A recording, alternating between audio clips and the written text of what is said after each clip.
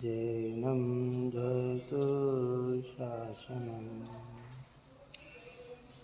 नमस्मै साराय स्वानुभूतिया चकास्ते चित्स्वभावाय भावाय सर्वभावान्तरचिते सर्वभावान्तरचिते सर्वभावान्तरचिते।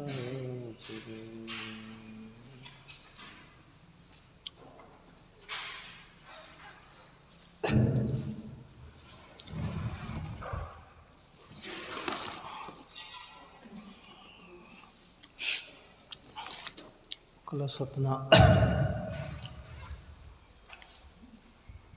165 नंबर का पूर्ण हुआ।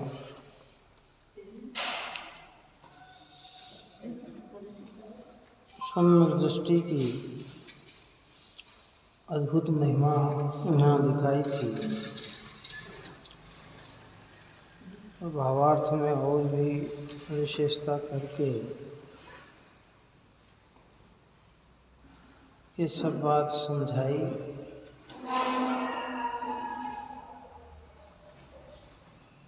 सम्यक दृष्टि जीव जानता है कि बंध का कारण अगर मूल रूप में कोई है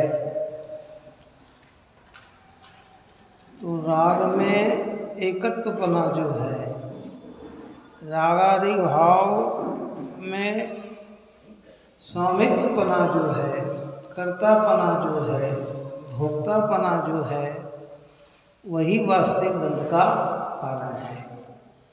न लोक बंध का कारण है, न मनोवचन काय बंध का कारण है, न इंद्रिया बंध का कारण है, न सचित अचित का उपघात बंध का कारण है। अगर बंध का कोई कारण है तो जीव के रागादिक परिणाम में है।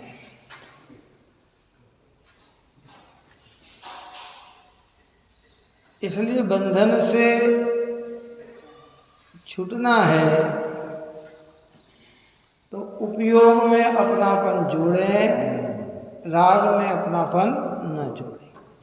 राग कहकर संपूर्ण भाव जितने भी परिणाम आते हैं, ये सारे परिणाम, ये सब ज्ञान के ज्ञेय हो सकते हैं, जानने में आने वाले परिणाम हैं, पर ये मेरे अस्तित्व वाले परिणाम नहीं है, मुझ रूप परिणाम नहीं है, मेरे स्वाभाविक भाव रूप परिणाम नहीं है। ऐसा जानकर उनसे विरत होता है और आगम के वाक्यों को यथेष्ट समझते हुए कि सब जीव का उपघात बंध का कारण नहीं है तो प्रमाद पूर्वक प्रवृत्ति करे, बुद्धि पूर्वक हिंसादिक में प्रवृत्ति करे कि ऐसा नहीं है ना। ये सारी चर्चा कही है। अब इसी बात को उपरोक्त भाव के कथित आशय को प्रकट करने के लिए 166 और 166 नंबर के कलश में आचार्य अमृतचंद्र देव कहते हैं, देखिए 166 नंबर का कलश। तो भी निरलगर प्रवर्तन तो ज्ञानियों को वर्य है, क्योंकि निरलगर प्रवर्तन तो बंध का स्थान है। वांछा रहित जो प्रवर्तन वह बंध विरहित जानिए, जानना करना परस्पर विरोधी मानिए। हाँ, 166 ये भी चलता है कि जानना करना परस्पर विरोधी ही मानिए। वास्तविकता में तो जानना और करना ये दो परस्पर विरोधी तत्व हैं। है ना। जानना जीव तत्व है, करना आश्रव तत्व है। क्या है? जानना कौन सा तत्व है? वो जीव, मैं है। और ये जो करने का जो भाव है, मिथ्यात्वादी भाव है, जिसको 7 तत्व में हम घटित करें तो ये आश्रव तत्व में जाते हैं। काय में जाते हैं? और आश्रव और ज्ञान में परस्पर विरोध है। ज्ञान आनंदजनक है तो आश्रव दुखदायक है। ज्ञान निर्बंध है तो आश्रव बंध स्वरूप है। ज्ञान पवित्र है तो आश्रव मलिन है। ये दोनों के बीच में ऐसी भिन्नता है क्या? लेकिन फिर भी इस प्रकार की प्रक्रिया होने पर प्रारंभ में ये आचार्य देव हमें ये बात समझाते हैं कि तो भी निरलगल प्रवर्तन तो ज्ञानियों को वर्ज है, निषेध है। क्या? यद्यपि लोकबंध का कारण नहीं है, मन वचन काय की क्रियाबंध का कारण नहीं है, योग बंध का कारण नहीं है, करण इंद्रिया बंध का कारण नहीं है, जीव का घात बंध का कारण नहीं है, फिर भी निरलगल प्रवृत्ति का तो जिनवाणी में निषेध है। चाहे जैसी उटपटांग स्वच्छंद प्रवृत्तियां जीव करे, उसका तो निषेध है। बंध पुरुषार्थ सिद्धि उपाय में लिखा, आचार्य अमृतचंद्र देव द्वारा ही रचित पुरुषार्थ सिद्धि उपाय, कि यद्यपि परद्रव्य बंध का कारण नहीं है, फिर भी ऐसे स्थान को दूर से ही परित्याग कर देना चाहिए कि जहाँ हमारे परिणाम बिगड़ने के अवसर हो। काय के अवसर हो? हमारे परिणाम बिगड़ने के अवसर। यद्यपि परद्रव्य बंध का कारण नहीं है। जब सिद्धांतिक बात करेंगे ना, 2 द्रव्य की स्वतंत्रता की बात करेंगे, वस्तु की स्वतंत्रता की बात करेंगे, तो वहाँ किसी को किसी का कर्ता सिद्ध नहीं कहेंगे। नहीं, इनके कारण मेरे परिणाम नहीं बिगड़े, मेरे परिणाम तो मेरे ही कारण बिगड़े हैं। ये तो सिद्धांत है। पर ज्ञानी को इतना विवेक विचार रखना चाहिए कि बहुलता से जहाँ परिणाम बिगड़ने के अवसर हो, ऐसे स्थान का दूरी से त्याग कर देना चाहिए। और ऐसा जो त्याग करते हैं, यानी ऐसा राग जो छूट जाता है, तो चरणानुयोग में चारित्र दिखने लग जाता है। अध्यात्म में तो आत्मा समझ में आया, और जब राग इतना मिटा, नहीं, ऐसे स्थान पे हम क्यों जाएं कि जहाँ हमारे परिणाम है ना। हम क्या कहते हैं कि देखो भाई, हम रात्रि भोजन नहीं करते हैं, और परद्रव्य हमें भोजन भी नहीं कर, हमारा राग भी हमें उत्पन्न नहीं करा सकता। समय सार तो यही कहता है कि पर के कारण हमारे परिणाम ही नहीं है, तो भी हम रात में उस स्थान पे खड़े रहें कि नहीं, ये औचित्यता नहीं है, ये अनर्गल प्रवृत्ति है। क्यों? यद्यपि निमित्त उपादान में कुछ परिवर्तन करता नहीं है, लेकिन आप और हम इतने बलवान पुरुषार्थी नहीं हैं, इतना उत्कृष्ट भाव अभी हमारे अंदर उत्पन्न हुआ नहीं है कि वो परिणाम हमारे अंदर आए बिना रहे नहीं। इसलिए बुद्धिपूर्वक ऐसे प्रयत्न का, ऐसी प्रवृत्ति का त्याग करना चाहिए, उछलंग प्रवृत्ति का त्याग करना चाहिए, निरलगर प्रवृत्ति का त्याग करना चाहिए। इसलिए का वृद्ध निषेध है। परद्रव्य बंध का कारण नहीं है, बिल्कुल सिद्धांत तो यही है। क्योंकि प्रत्येक पदार्थ की स्वतंत्रता की सिद्धि करना है, तो एक द्रव्य दूसरे द्रव्य का कर्ता नहीं है, लेकिन विज्ञान का विषय विवेक का है। काहे का विवेक है? ये विवेक का विषय है कि क्या योग्य, एक निमित्त नैमित्तिक संबंध भी होते हैं। जनवाणी में निमित्त को उपादान का कर्ता नहीं कहा, लेकिन जब कार्य होता है तो वहाँ निमित्त उपस्थित होता है, उसको कहते हैं भाई। और हर व्यक्ति एक स्टेज वाला नहीं होता है।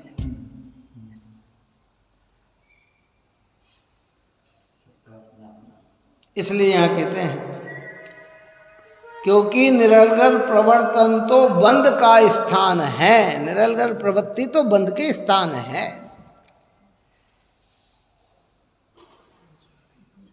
कि नहीं साहब, जीव का घात उपघात बंद का कारण नहीं, तो हम आँख मीच कर चल रहे हैं, चाहे जैसा खा रहे हैं, चाहे जैसी प्रवृत्ति कर रहे हैं। कि नहीं साहब, बंद तो मेरे परिणाम से होगा। कहते नहीं भाई, यद्यपि बंद तेरे परिणाम से ही होगा, राग से ही होगा, लेकिन ऐसे संयोगों में भी जाना क्यों कि जहाँ परिणाम बिगड़ने के कारण है। जब गृहीत मिथ्यात्व की बात चलती थी ना, चलती है, कई लोग कहते हैं कि देखने में क्या है, क्यों कई लोग ऐसा तर्क देते हैं ना कि क्या है देखने में, अपन कोई पूछ थोड़ी रहे हैं कि देखने में क्या है, आए हैं। अरे भाई बुद्धिपूर्वक क्यों जाना, चल रहे हैं दिख गए बात अलग है, चल के जा रहे हैं तो कहीं ना कहीं राग है और थोड़ा सा भी कारण मिलेगा और एक परिणाम में भी आस्था बन गई कि अरे क्या अच्छा है, तो उसकी अनुमोदना का फल किसको भोगना है। क्यों?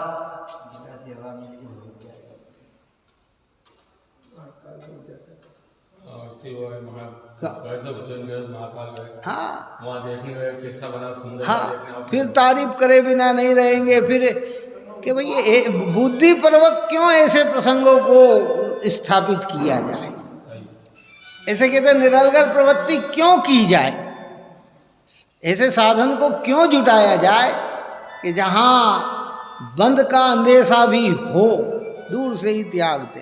अपन तो कहते ना कि क्या कि भाई जिस गांव में हमारा काम नहीं, उस गांव की हम चर्चा भी क्यों करें, हम जाएं भी क्यों, हमारे क्या काम है भैया। ठीक है, होगा तो होगा।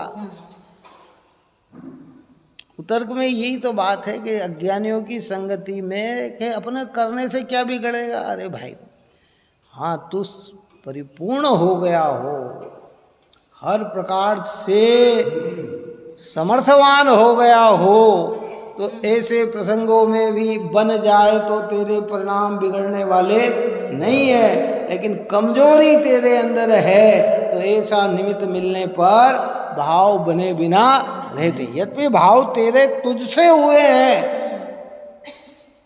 फिर भी बुद्धिपूर्वक ऐसे प्रसंग को क्यों अपनाना चाहिए।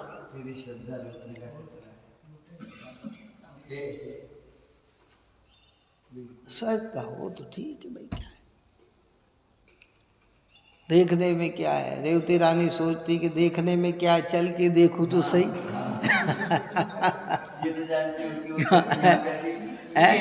हाँ कि ठीक है मैं चल के देखूं तो सही। अरे होते ही नहीं है ना, 24 हो रहे 25वें होते ही नहीं है ना, तो मैं क्यों देखूं कि देखने में क्या है। अरे भाई देखने में क्या है, प्रेम के वशीभूत गाना बना दो। हैं? प्रेम के वशीभूत गाना बजा, जिस गली में तेरा। हाँ, राग में भी ऐसे कहा जाता है। तो यहाँ तो परमार्थ के ऐसा क्यों, निरलगल उछलंग ये प्रवृत्ति नहीं होना। यद्यपि परद्रव्य बंद का, इसलिए टोडरमल साहब ने लिखा है बंद का बड़ा भय रखना। हमें बंद का बहुत भय है।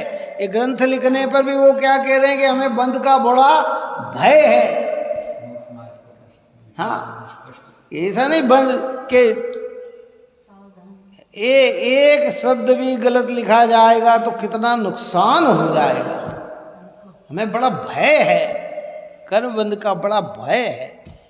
यद्यपि लोक बंद का कारण नहीं है, मन वचन काय योग बंद का कारण नहीं है, इंद्रिया बंद का कारण नहीं है, सचित अचित जीव के घात उपघात बंद के कारण नहीं है। बंद का कारण तो रागादिक में एकत्व बना ही है, राग देश का परिणाम ही है। फिर भी जहाँ राग देश बढ़ने वाले हो ऐसे स्थानों का बुद्धिपूर्वक त्याग कर देना चाहिए। बुद्धिपूर्वक त्याग कर देना चाहिए। क्या क्यों है? चाह के नहीं, और आ जाए तो फिर अपनी दृढ़ता को बनाए रखो। क्या करें, चाह के जाना नहीं, आ गए तो अपनी श्रद्धा को बिल्कुल बनाए रखो।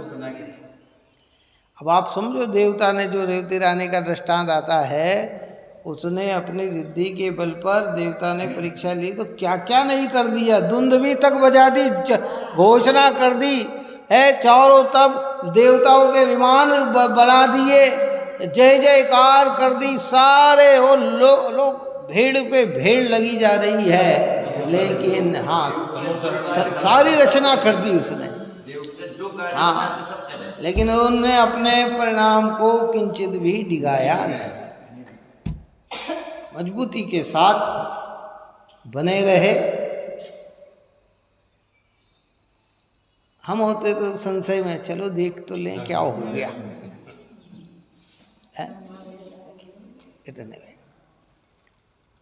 हमें पता लग गया कि वितरागी देव ही सच्चे होते हैं, निर्ग्रंथ गुरु ही सच्चे होते हैं, अहिंसा धर्म ही सच्चा होता है, अनेकांतमय धर्म ही सच्चा होता है, तो फिर अन्य के विकल्प हम रखे ही क्यों हैं, कहाँ। और संस्कार आपको कई दृष्टांत मिल जाएंगे कि वो द्रौपदी ने जरा से परिणाम बिगाड़े थे मुनि अर्जिका की अवस्था में, कितने तो कितना बड़ा दोषारोपण आगे की पर्याय में आके खड़ा हो गया, क्रिया में तो गई नहीं, परिणाम में जरा सा भाव आया, क्योंकि कर्म थोड़ी देखते हैं, कर्म तो रागादिक की भाव की सत्ता को देख के आके चिपक जाते हैं, वो चिपक जाते हैं। इसलिए फिर भी आचार्य कहते हैं कि यद्यपि परद्रव्य बंध के कारण नहीं है, लोक बंध का कारण नहीं है, योग बंध के कारण नहीं है, इंद्रिया बंध का कारण नहीं है, जीव का घात और घात बंध के कारण नहीं है, बंध के कारण तो रागादिक में एकत्व बना ही है। फिर भी ऐसे स्थानों को हमें दूर से ही त्यागना चाहिए, स्वच्छंद प्रवृत्ति निरर्गल प्रवृत्ति का निषेध।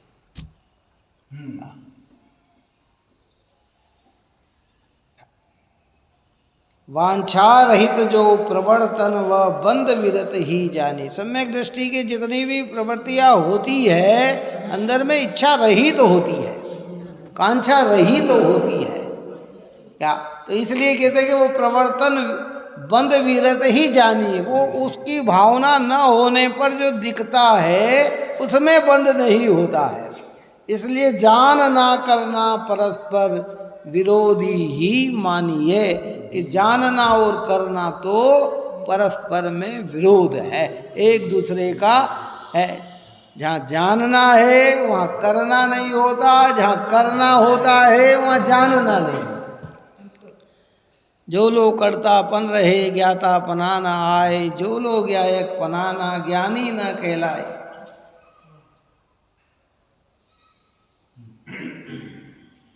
ये दोनों में परस्पर क्या है, विरोध है कि सब हम तो दोनों कार्य करते, जानते भी और करते भी है, कि जानते हो ही नहीं करता ही हो, ये दो एक म्यान में दो तलवार प्रवेश नहीं कर सकते, करता है तो जानना नहीं और जानना है तो करता नहीं। कर्ता का अर्थ क्या लेना, सब है, एकत्व, स्वामित्व, कर्तृत्व और भोक्तृत्व, ये सब परिणाम एक साथ। करना यानी मानना, स्वस्वामी संबंध, राग मैं ही हूँ, राग मेरा ही है, राग को मैंने ही किया है, राग का वेदन मैं ही करता हूँ।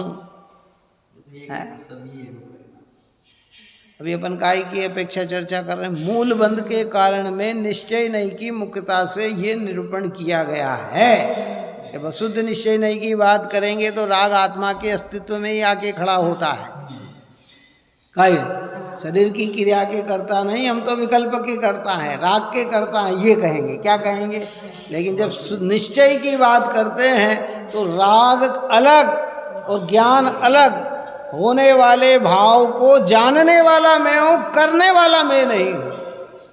जो भाव आ रहे हैं उनको जानने वाला हूँ, करने वाला मैं नहीं हूँ। करना अलग है और जानना अलग है। और जब अशुद्ध निश्चय नहीं की कथनी करेंगे तो राग का कर्ता जीव है। अष्टपौड़ में लिखा ही कि जो करता है, जो भोगता है, शरीर प्रमाण है, अमूर्तिक है, जो उपयोग स्वरूप है, जो अनादि अनंत है, वही तो जीव है। कर्ता भी लिया वहाँ, तो काय का कर्ता लिया? परद्रव्य का नहीं, अपने रागादिक भाव का। वो अशुद्ध निश्चय नहीं की कथनी है। अशुद्ध निश्चय नहीं का मतलब ही है, शब्द का अर्थ अशुद्ध निश्चय नहीं। नहीं मूल है लेकिन अशुद्ध है।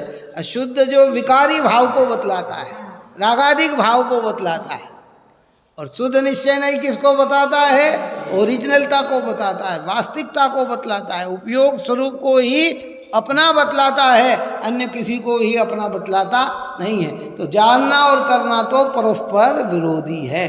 जो जानता है सो करता नहीं, और करता है सो जानता है। उदयसी कहते हैं ना, करे कर्म सो ही करतारा, जाने सो जानन हारा, जाने सो करता नहीं, करता सो जाने नहीं। जो करता है वो तो वही करता रहा है। करे राग देश में संलग्न है, वही कर्म का करता रहा है।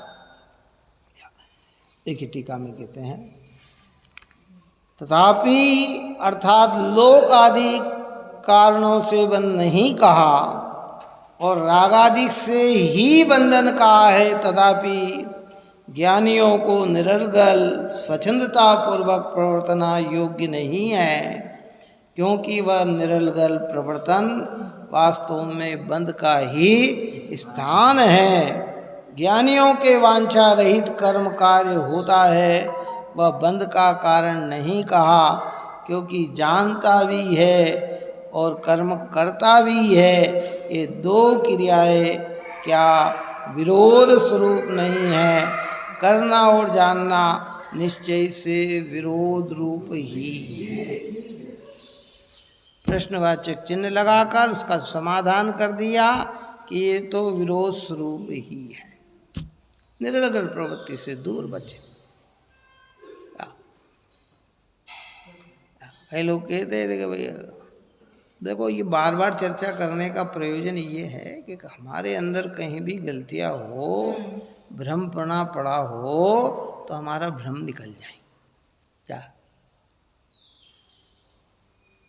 अरे नहीं साहब, हम क्यों साहब आप ये रात्रि में खा रहे अभक्ष? अरे कहाँ, जड़ की क्रिया जड़ में होती है, चेतन चेतन है। मैं करने वाला काम है तो इसका जानने वाला हूं। अभक्ष कार्य, अरे नहीं साहब, ये तो सब पुद्गलों का एक एक परमाणु का स्वतंत्र परिणमन है, हम कहाँ खाने वाले हैं। ये सब निरर्गल और स्वच्छंद वृत्तियाँ है। कैसी वृत्तियाँ है? ये स्वच्छंद वृत्ति। बुद्धि पूर्वक अच्छे कर्म में प्रवर्तन करते हुए भी ज्ञानी ये सोचते हैं कहीं मुझसे चूक तो नहीं हो गई। क्या समझ में आ गए? अच्छे तरह के प्रवर्तन करते हुए भी ये देखते हैं कि कहीं मुझसे चूक तो नहीं हो गई। और ये निरंतर प्रवृत्ति कर रहा है कि साहब आपने तो कहा समय सारथी में, तो ये कहा, अरे भाई समय सारथी में तो बहुत सारी पवित्रता की बात करी है। तू पवित्रता को ग्रहण नहीं करता और अशुद्धता को ग्रहण करता है, तो तेरे दृष्टि दोष से पहले दृष्टि का निवारण कर ले। घबरा रहे ना, भय तो रहता है। भय न हो तो क्या? भय से भक्ति करे सभी, भय से पूजा हो। भय पारा से जीवना तो निर्भय बने न कोई है। क्या भय से? भय नहीं लगे आप और हम, लौकिकता का दृष्टांत है ये। मंदिर भी अगर हमें पाप का भय न हो तो भगवान के पास क्यों आए?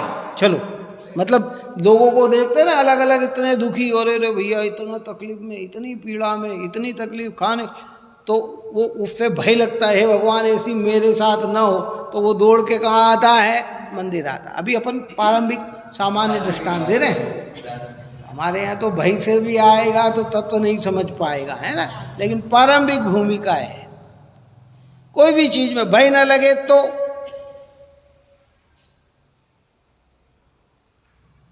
पुराने समय और वर्तमान समय में इतना अंतर हो गया कि पहले शादी करके जब बहू घर में आती थी तो भयभीत होके आती थी। कैसे आती थी कि कोई क्रिया मेरी ऐसी ना हो के, है, तो वो सब सीख जाती थी। पियर में जो काम नहीं किया है वो सीख जाती थी। अब निर्भय होके आती है तो डर नहीं हुआ, हाँ नहीं हुआ, जाओ क्या करना है। बात ही समझ में कि नहीं, क्या क्या क्या कोई बात नहीं, क्या करेंगे, हैं। वो भय से आती थी तो सुधारा हो जाता था, और भय से नहीं आई तो क्या।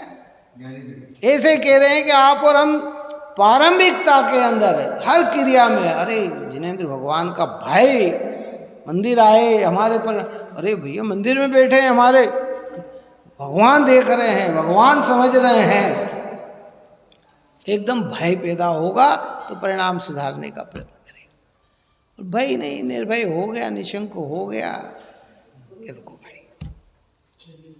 इसलिए पुरुषार्थ से उपाय के ये वाक्य बहुत महत्वपूर्ण है कि यद्यपि परद्रव्य बंध का कारण नहीं है, फिर भी ऐसे स्थानों को बुद्धिपूर्वक परित्याग कर देना चाहिए जहाँ हमारे परिणाम बिगड़ने का आसार नजर आता।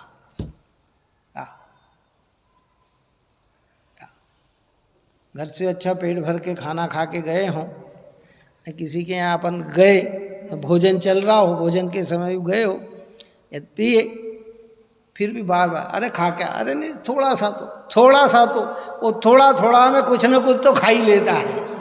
क्यों खा लेता है, वो स्थान है ना ऐसा। और कहे नहीं भाई अपन ऐसे समझ चलो कि भोजन न हो तो फिर क्या होगा, है। बात समझ में आई कि नहीं आई। रात्रि में नहीं साहब हमने कहा ये नहीं तो आप जूस ले लो, आप नहीं हो तो ये ले लो, आप नहीं हो तो ये ले लो, वो ले लो, कुछ न कुछ, क्यों है तो कितने को भाई। ये सब दृष्टांत समझना, अपने को किसी का ये नहीं चल रहा है कौन क्या कह रहा है, यहाँ तो सिद्धांत समझने की ये चर्चा है कि भाई वास्तविकता क्यों निरलगत प्रवृत्ति करें, क्यों स्वच्छंद प्रवृत्ति करें। और नहीं कर पा रहे हैं तो स्वीकार करो कि हाँ ये हमारी सब कमी है और हमें इन कमियों को दूर करना है। हमें देखो, दोष को दोष माने तो दोष से छुटने का प्रयत्न करे, और दोष को दोष ही ना माने तो कभी दोष छूटता ही नहीं है। मैंने कल परसों बात करी ना सन्मति संदेश की, उसमें एक 76-77 के सन्मति संदेश में आया था कि विकार को विकार स्वीकार करे तो विकार मिटाने का प्रयत्न करे, और विकार को विकार ही न स्वीकार करे तो विकार मिटाने का प्रयत्न क्या करे जी। राग देश को राग देश माने और दुख का कारण जाने तो राग देश को छोड़ने का प्रयत्न करे, और राग देश को दुख का कारण ही न जाने तो राग देश छोड़ने का प्रयत्न क्यों करे। तो पहली अवस्था में स्वीकार करना और दूसरी अवस्था में निवर्तन लेना। जिनवाणी माता ने कहा ये दोष है, ये दोष है, ये दोष है, क्या है? और कदाचित आ जाए, प्रसंग बन जाए, क्या करें। क्यों आप और हम बताए, हम ट्रेन में जा रहे हैं और अनेक प्रकार के लोग वहाँ हैं, मुसलमान लोग भी है, बैठते ट्रेन में तो सब प्रकार, वो अपना टिफिन खोलते हैं, क्यों रात में खोलते हैं। अब हम वहाँ मजबूरी से बैठते हैं कि रुचि से बैठते हैं, बोलो हैं। और बुद्धिपूर्वक मालूम पड़ जाए कि कोई खा रहा है तो वहाँ फटकेंगे भी हम, क्यों नहीं फटकेंगे। हम ऐसे स्थान पर जाएं क्यों। लेकिन जब मजबूरी बन जाए तो फिर वो अपने उपयोग को क्या करता है, साधता है, साधता है कि नहीं नहीं नहीं नहीं। मुझे तो ऐसे प्रसंग हो, कई लोग तो उठ के चले जाते कि आप खाना खा लो, आप कर लो साहब, आप खाना खा लो, भोजन कर लो, अब हाँ हम आते हैं, क्योंकि हमें मालूम है बदबू सहन नहीं होती, क्या समझ। लेकिन रुचि से नहीं, जहाँ ऐसे स्थान हो बुद्धिपूर्वक परित्याग। कि नहीं, ऐसे स्थान पे हम क्यों जाएं जिसमें हमारे जिनेंद्र भगवान की आज्ञा ना हो, मजबूरी से। ये इसलिए ऊपर में कहा ना, वांछा रहित, इच्छा रहित अगर कोई प्रसंग बन जाए तो फिर वहाँ साम्य भाव को रखना, अपने विवेक को जागृत रखना।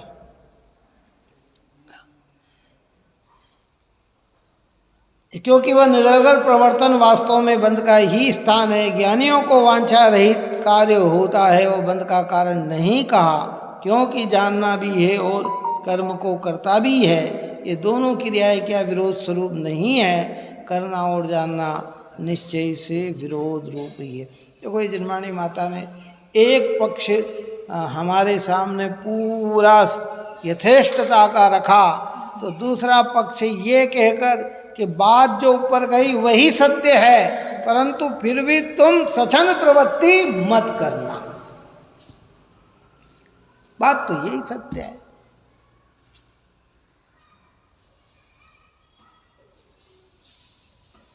तो ज्ञानी सोचता है कि साहब, आपको पता है मुनिराज क्यों जंगल चले जाते हैं? मुनिराज जंगल में क्यों चले जाते हैं?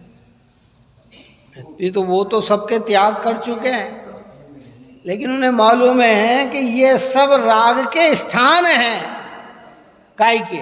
यद्यपि ये सब बंद नहीं कराएंगे, लेकिन ये स्थान है। और इतना लिखा डॉक्टर साहब ने तो कि वो जंगल में भी ऐसे स्थान पे जाके बैठते हैं ध्यान करने कि कोई उन्हें वहाँ डिस्टर्ब न करे, पहुँच से दूर है। गर्मी में शिखर के ऊपर जाके, तो गर्मी में धूप में कौन चढ़ के जाए ऊपर है, और वो वहाँ अपनी आराधना कर लेते हैं। ऐसे निमित्तों से क्यों हटे साहब? ये परद्रव्य तो बंद का कारण है ही नहीं। और ऐसा नहीं कि सिद्धांत नहीं जान रहे, सिद्धांत के तो ज्ञाता हैं, वो जान रहे हैं कि, पर ऐसे निमित्तों में क्यों? जरा सी प्रसंगता जीव को विपरीत कर देती है, बुद्धिपूर्वक नहीं।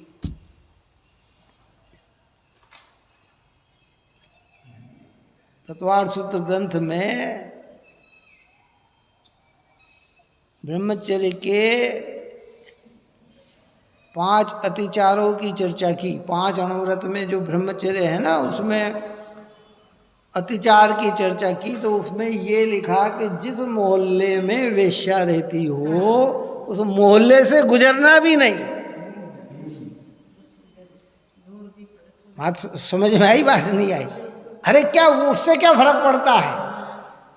ना पता लगे तो कोई बात नहीं। बात समझ में आई कि नहीं? और पता लगकर गुजरता है तो कहीं ना कहीं राग अंदर में है। दूसरा रास्ता ना हो तो बात अलग है, और रास्ता अगर दूसरा है तो फिर वो उस रास्ते से गुजरता नहीं है। इतना अतिचार के अंदर है। इस प्रकार की चर्चा लिखी है। अब यही कहते हैं कि उदाहरण जिससे कि मन बिगड़ा हो तो उनको अगली गति में उनको भोगना पड़ा, सत्यों के जैसे उदाहरण हुआ ना। माघनंदी मुनिराज का क्या हुआ? कुमार की लड़की से क्या हो गया है? ये बहुत सारे प्रसंग है आगम के अंदर, तो ढेरों हर प्रकार के कथन आते हैं। और प्रसंग जब बन जाए मजबूती के साथ, रावण सीता को हर के ले गया, और सीता के अंदर इतना सतीत्व था कि उसने निगाह उठाकर भी रावण को नहीं देखा है।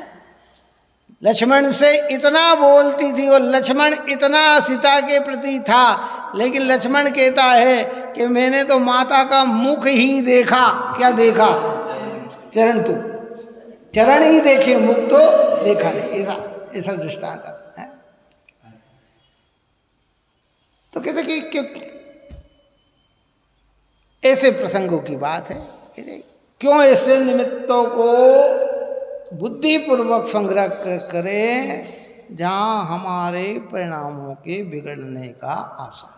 इसलिए हमारे पुराने समय में सारी थी,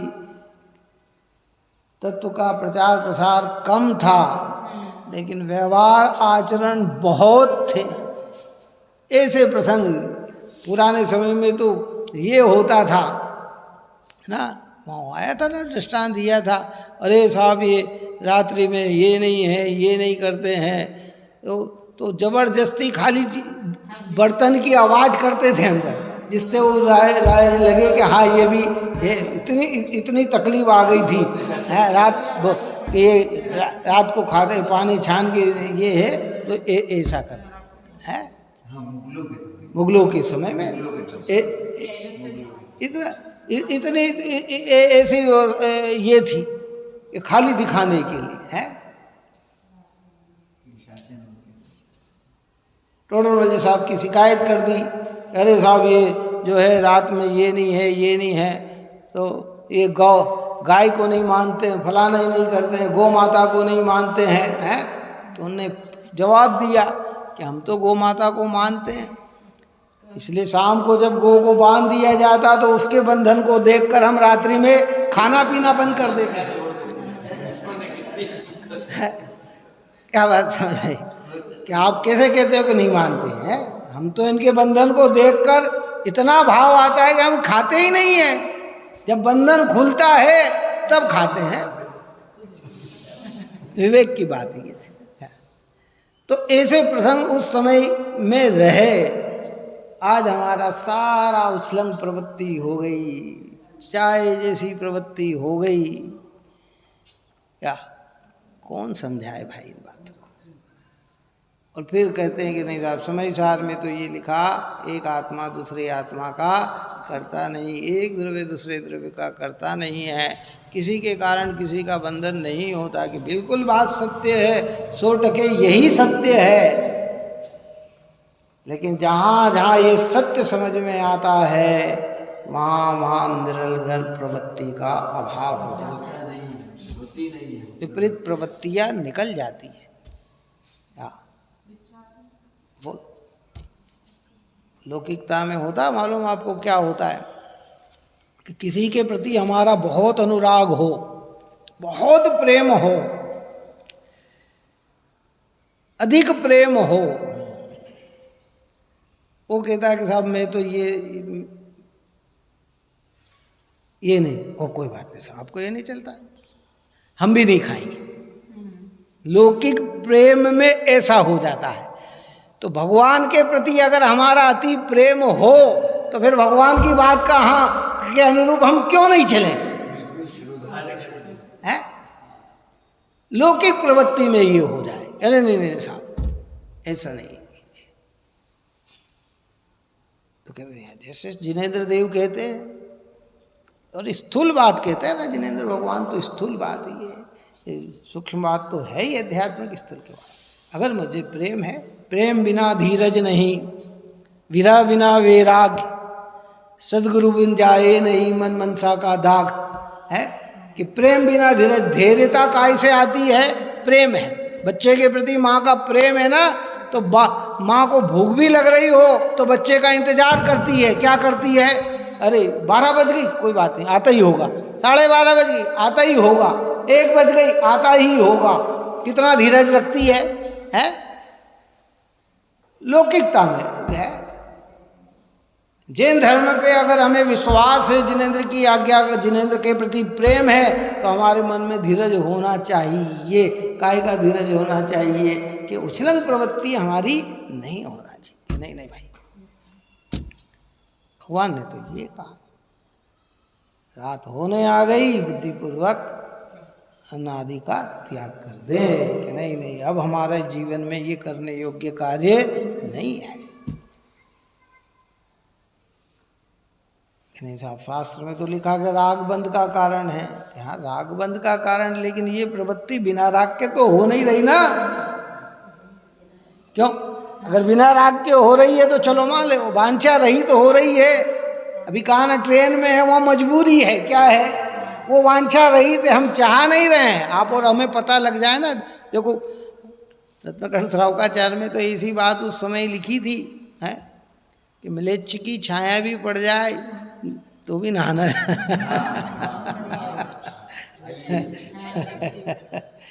हाँ, कितना म्लेच्छ का मतलब जो है हिंसक लोग, जो जीवों को निर्दयता से मारकर खा जाते हैं, ऐसे लोगों की छाया भी पड़ जाए तो कहते तुम्हें स्नान करना चाहिए। इतनी बात समझे तो उनकी संगति में न जाए। किन की संगति में न जाए? मिलच। और समझता नहीं है तो क्या करेगा कि उनकी निकटता में बुद्धिपूर्वक चला जाएगा। भाई है ये निश्चय है कि उसमें आएगा कि बुद्धिपूर्वक जीवों को मारने का भाव होगा तो मिथ्यात्व का बंध नहीं होगा, हिंसा का बंध होगा ना। ऐसे ही अगर बिना प्रयोजन चलने का भाव है, टहलने का भाव है रात होने के बाद, तो मिथ्यात्व का बंधन आ जाए। रुचि से आया अपने ऊपर चला ना, बुद्धिपूर्वक और अबुद्धिपूर्वक, दो प्रकार से अपन ने बुद्धिपूर्वक और अबुद्धिपूर्वक की चर्चा की।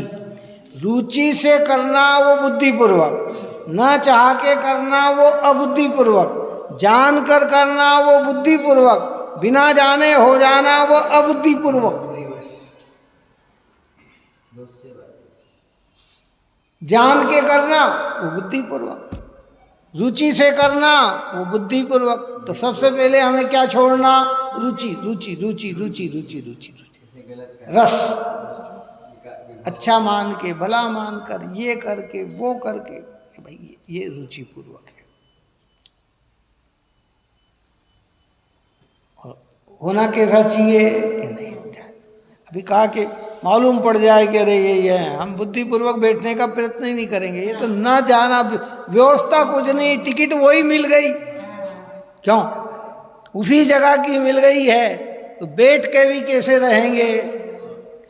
इसलिए चरणानुयोग में 4 प्रकार की शुद्धता बताई। द्रव्य की शुद्धता, क्षेत्र की शुद्धता, काल की शुद्धता, भाव की शुद्धता, इसके ये सब से है।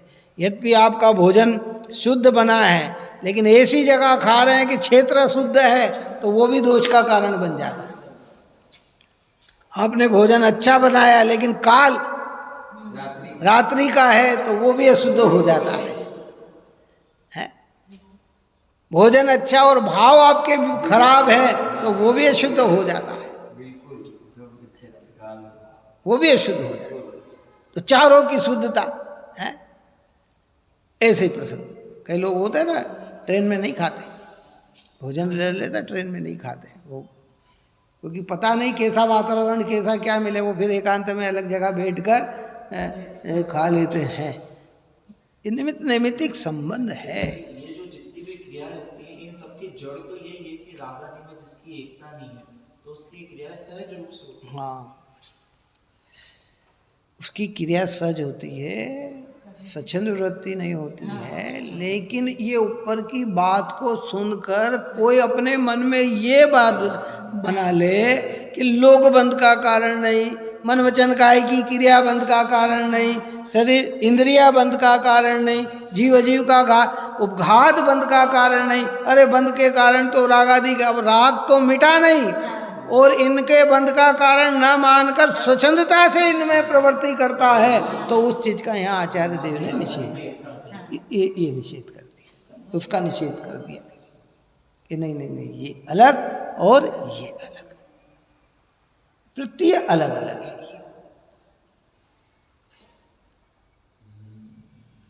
घबराना नहीं, धीरे से सब चीज समझे आप। हमें समझना है भाई। क्यों समझना है? कि बिन समझे अनंत काल संसार में घुमा भटक गए हम, न जाने कहाँ कहाँ कहाँ कहाँ है। संसार भीषण विपिन में वसु कर्म मिल आता पियो, तिस दाहते आकुलित चित है, शांति थल कहूँ ना ले।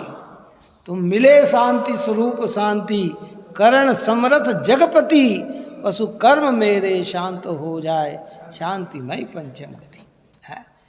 आठों कर्म आप हमारे सारे जगत के जीवों के शांत हो जाए और पंचम गति को प्राप्त हो, तो पंचम गति की प्राप्ति का कारण शुद्ध आत्मा में एकत्व स्थापित करना, राग से भिन्नत्व पढ़ना, और राग के कारण जितने भी हैं उन्हें भी क्रम क्रम से दूर करते चले जाना।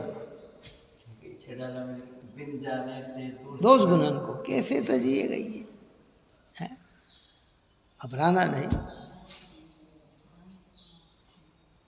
अनंत काल बिना समझे बिता दिया है, अनादि से आज तक का समय बिना समझे चला गया है, लेकिन अब हमारा समय बिना समझे नहीं जाना चाहिए। सत्यता हमारी समझ में होना चाहिए। अरे भाई, हाँ, कछुए का दृष्टांत देते हैं। कछुए को जरा सा भी शंका हो तो वो पूरा संकुचित हो जाता है, हैं? क्यों? क्या कर लेता है? बिल्कुल अंदर कर लेता है। जरा सा उसको लगे, आभास लगे। यहाँ कहते हैं कि भाई ये सही, यही बात है, जहाँ बंद का हो आप अपने आप और हम क्या करें? संकुचित। अभी पहले तो मिथ्यात्व संबंधी, और उसमें भी पहले मोटे तौर पर ग्रहित मिथ्यात्व संबंधी, क्योंकि वो नहीं जाएगा। मैंने पहले कही थी, फिर ये बात कह के पूर्ण करते हैं कि देखो इस समय सार ग्रंथ आदि राज में अग्रहित मिथ्यात्व को तोड़ने की कला सिखाई। हाँ, और वो अग्रहित मिथ्यात्व किसके टूटेगा? कि जिसके ग्रहित मिथ्यात्व टूट गया है उसको ये अग्रहित मिथ्यात्व जाएगा। अगर ग्रहित मिथ्यात्व का अंश भी बैठा है तो राग से भिन्न होने का प्रश्न ही नहीं आता है। इसलिए ये बात कही है। अब इतना महान ग्रंथ आचार्य कुंद भगवंत ने लिखा है, तो उसके लिए उन्होंने पहले उसकी भूमिका दी कि भाई तुम्हारी एक लगन वितरागी सर्वज्ञ भगवान निर्ग्रंथ मुनिराज अहिंसा धर्म के अंदर हो जानी चाहिए कि सोए उठे जागे अगर हमें कोई सत्यता दिखे तो यही दिखे, कल्पना में कहीं भी नजर ना आए। और उसके बाद फिर जो प्रक्रिया है वो प्रक्रिया ये है कि राग से भिन्नत्व होने की प्रक्रिया है। क्या ग्रहित का अंश भी बैठा हो तो अग्रहित नहीं जाता है, जाता ही नहीं है। स्थूल नहीं जाए तो सूक्ष्म कैसे जाएगा? नहीं जाता है। इसलिए इसमें हर तरीके से समझना चाहिए, घबराना नहीं। कई बात आप जिनवाणी माता में हमारे मन के अनुरूप नहीं मिलेगी, पर न भी मिले तो कोई बात नहीं। वो कहते हैं ना कि वैद्य जी को रोग ठीक करना तो कड़वी दवाई भी देंगे, अब तुम्हें पसंद हो या मत हो, अगर निरोग होना है तो वो औषधि लेना पड़ेगी। कई चीज़ ऐसी भी होती है कि जो हमें अच्छी नहीं लगती हो, है तुम्हें न लगे तो जिनवाणी कह रही है तो तुम अपनी गलती की ओर देखना, जिनवाणी में दोष निकालने का प्रयत्न मत करना। काई में है कह रहे नहीं साहब ऐसा होता है क्या? अरे क्या, कई लोग कहते हैं अरे साहब ऐसा नहीं, वो तो ये भी कर लेते तो सम्यक तो हो जाता नहीं, ये भी कर लेते, कहते नहीं।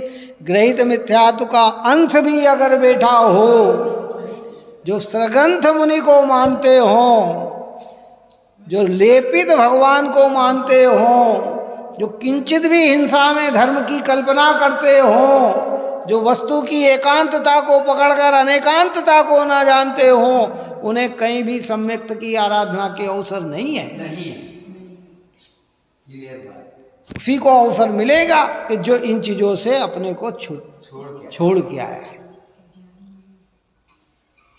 नहीं साहब बुरी लग जाती है कि भाई क्या करें, बुरी भी लगे तो किसके हित के लिए है? कि अपने ही हित के लिए। मेरा हित प्रथम है, मैं भगवान के सामने निर्दोष होने। देखो बड़े पंडित जी साहब कहते थे, दो बात कही कि निर्दोष के आश्रय से निर्दोष की उत्पत्ति, परिणति निर्दोष कब होगी? कि निर्दोष स्वरूप का अवलंबन ले तो परिणति में निर्दोष आए। ऐसे वितरागी देवों के अवलंबन ले तो ग्रहित मिथ्यात्व का दोष छूट जाए, और तो रागियों का अगर अवसर लेगा और शरण लेगा तो मिथ्यात्व की ही पुष्टि होने वाली। बहुत सारी बातें हैं, समय अपना हो गया, इसलिए बहुत शांति से इस विषय में हम चिंतन करें, मनन करें, घोलन करें और पवित्र देव शास्त्र गुरु की आराधना में लगे रहें और अपने जीवन को पवित्र बनाएं। यही मंगल भावना है। सहजानंदे शुद्ध स्वरूपी अविनाशी आत्मस्वरूप, सहजानंदे शुद्ध स्वरूपी अविनाशी आत्मस्वरूप, सहजानंदे शुद्ध स्वरूपी अविनाशी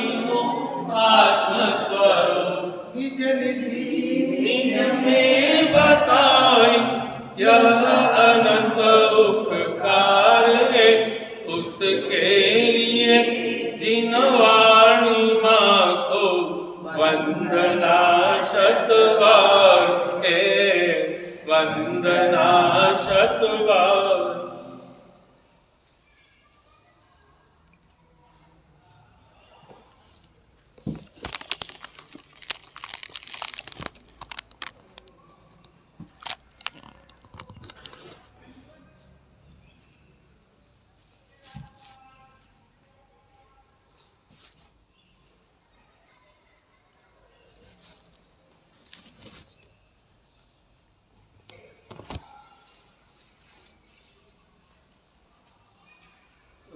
वाणी के ज्ञान से सूझे लोकालोक सोवाणी मस्तकं सदा